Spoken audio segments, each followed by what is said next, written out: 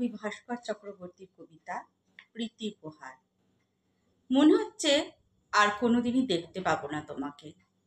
এই রাত্রির বেলা আজ ঝড় উঠেছে ভীষণ, আমার সমস্ত শরীর ও আত্মা আজ দুপুর পর্যন্ত আয়ত্তে ছিল আমার। আজ দুপুরেও দেখেছি গাছের ছায়া মাটির ওপর সুন্দর দোল খাচ্ছে হাওয়ায়।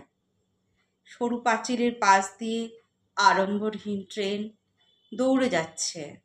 অন্ধকার দোকান থেকে এইমাত্র আমি ফিরে এলাম। অন্ধকার দোকান থেকে ফিরে এসে পৃথিবীর জন্য চমৎকার দুঃখের এক কবিতা আজ লিখে রাখছি আমি।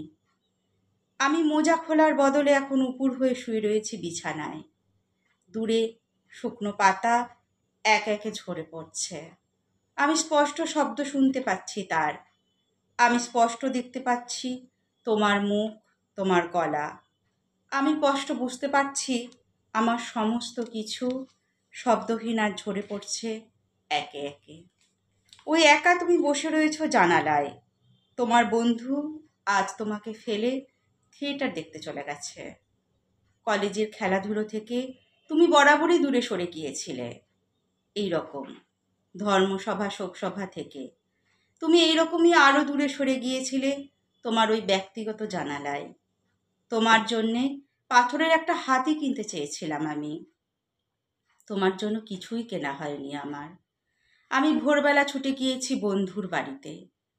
সাদা জামা প্যান্ট কত প্রিয় ছিল আমার। কত প্রিয় ছিল তোমাদের কুয়াশা ঢাকা বাগান বাড়ি আর নিথর বারান্দা। বৃষ্টির জল যেখান থেকে সশব্দে গড়িয়ে পড়তো নিচে, যেখানে একসময় চুপচাপ বসে থাকতাম আমরা বিকেলবেলা।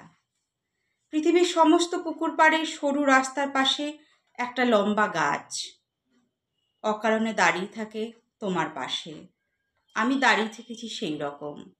দুপুর 12টায় আমি বাসন পড়ে যাওয়ার শব্দ শুনেছি মেঝেতে। কলা পাতায় রোদ্দুর দেখে আমি দৌড়ে বাইরে বেরিয়ে গিয়েছিলাম একদিন।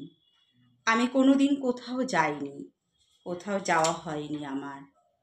এক আধবুড়ো ডাক্তার এসে আমার চামড়া পরীক্ষা করে গেছে কতকাল। আজ সমস্ত দিন আমার হারিয়ে যাওয়া দিনগুলোর কথাই শুধু ভেবেছি। আমি জিভ দিয়ে ছুঁয়ে দেখেছি মৃত্যু, ছুঁয়ে দেখেছি জীবন। এবার গ্রীষ্মে আমার অসুখ আরও ভয়ঙ্কর ছড়িয়ে পড়বে মনে হচ্ছে। এবার গ্রীষ্মে এক নতুন হাত পাখা আমি উপহার দিয়ে যাব তোমাকে। শুনলেন কবিতা প্রীতি উপহার, কবি ভাস্কর চক্রবর্তীর কবিতা প্রীতি উপহার। কবিতা পাঠে আমি মৌমিতা পাল। কবিতা পাঠ কেমন লাগলো অবশ্যই জানাবেন। ধন্যবাদ।